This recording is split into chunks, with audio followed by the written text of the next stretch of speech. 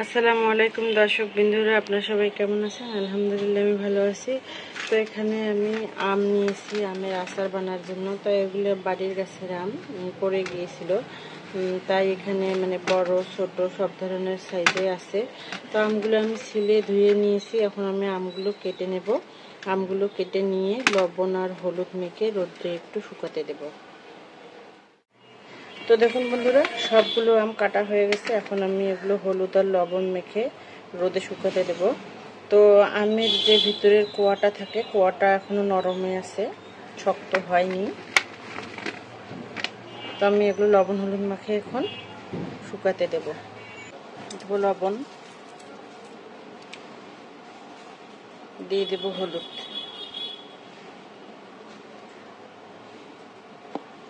এখন আমি ভালোভাবে মেখে নেব।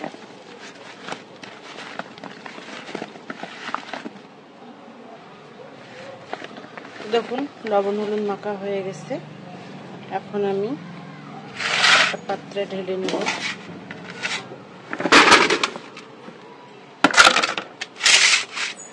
মেটেটা করে রোদ্রে দিয়ে দেব।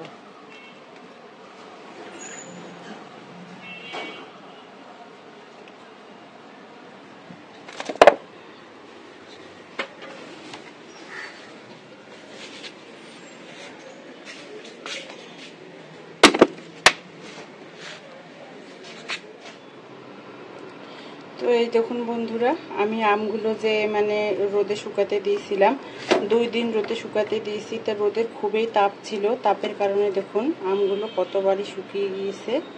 তো আমি এখন এই আমগুলো আচার বানাবো। আচার বানানোর জন্য আমি এখানে নিয়েছি এই যে গুড়। আমি চিনির বদল মানে হচ্ছে কি গুড় দিয়ে বানাবো। গুড় দিয়ে বানালে কিন্তু মানে আচারের টেস্টটা অন্যরকম হয়। আর দিব পাঁচফোড়ন, মানে আমের আচারে দেবো পাঁচফোড়ন। এখানে আমি পাঁচফোড়নের প্যাকেট নিয়েছি। এখন আমি পাঁচফোড়নগুলো একটু ভেজে গুঁড়ো করে নেব। তো আমি একটা ফ্রাই প্যান বসিয়ে দিয়েছি, আর ফ্রাই প্যানে আমি দিয়ে দেব পাঁচফোড়নগুলো। পাঁচফোড়নগুলো আমি ভেজে নেব।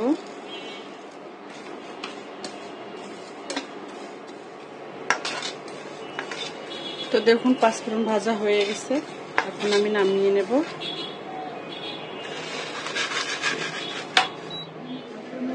তো এই দেখুন বন্ধুরা, আমি পাঁচফোড়নগুলো এভাবে ভেঙে নিয়েছি একটু, কিন্তু খুব বেশি ভালোভাবে গুঁড়ো করি নেই, একটু আধা ভাঙার মতো করেছি। কারণ এইভাবে আচারের মধ্যে দিলে কিন্তু মুখে একটু লাগে, তাহলে কিন্তু খুবই ভালো লাগে খেতে। তো আমি একটা কড়াই বসিয়ে দিয়েছি আচার বানানোর জন্য। আর কড়াইয়ে দিয়ে দিব পরিমাণ মতো সরিষার তেল।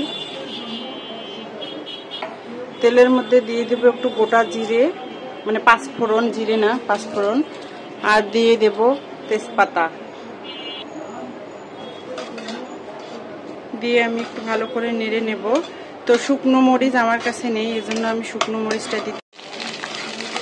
তো দেখুন তেল গরম হয়ে গিয়েছে। এখন আমি গুড়গুলো দিয়ে দেব, কারণ তেলের সাথে গুড়গুলো আমি ভালো করে একটু ভেজে নেব। কারণ গুড়ের মধ্যে যে পানি থাকে, সেই পানিটা কিন্তু এখানে শুকিয়ে আসবে। তো দেখুন বন্ধুরা, আমি গুড়গুলো পাক হয়ে গিয়েছিল আর আমি আমগুলো দিয়ে দিয়েছি। একটা কারণে আমি আপনাদেরকে দেখাতে পারলাম না, স্কিপ হয়ে গিয়েছে। তো আমি আমগুলো দিয়ে দিলাম,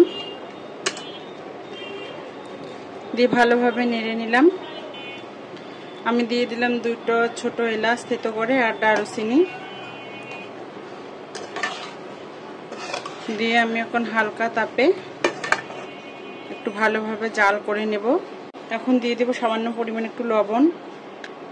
তো শুটমরিচের গুঁড়া আপনারা আপনাদের পছন্দ মতন শুটমরিচের গুঁড়োটা দিবেন, যে যেরকম ঝাল খান সেরকম দিয়ে ভালোভাবে নেড়ে নেব।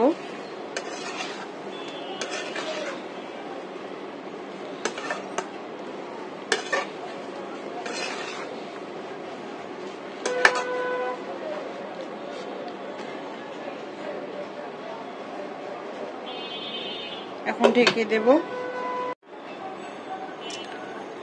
দেখুন বন্ধুরা,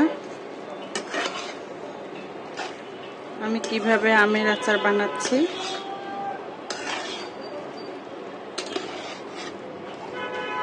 তো আমি এখন এর মধ্যে দিয়ে দেব পাঁচফোড়ন। আমি যে পাঁচফোড়নের গুঁড়োটা করে রেখেছিলাম সেই পাঁচফোড়নের গুঁড়োটা দিয়ে দিলাম।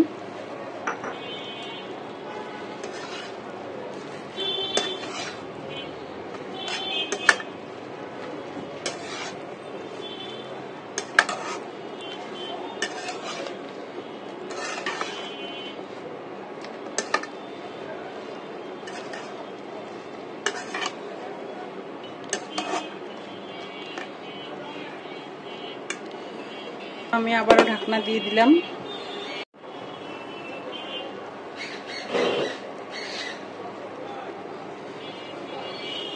তো দেখুন আমের আচার হয়ে গেছে বানানো। তো আমি এখন নামানোর আগে একটু গরম মশলার গুঁড়ো দিয়ে দেব। গরম মশলার গুঁড়োটা দিলে কিন্তু টেস্টটা আরও বেড়ে যায়। তো আমি একটু গরম মশলার গুঁড়ো দিয়ে দিলাম।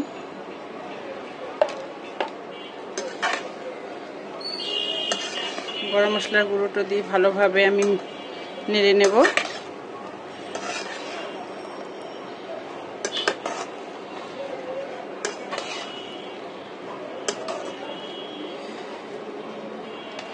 তো আমের আচার বানানো হয়ে গেছে, এখন আমি নামিয়ে নেব।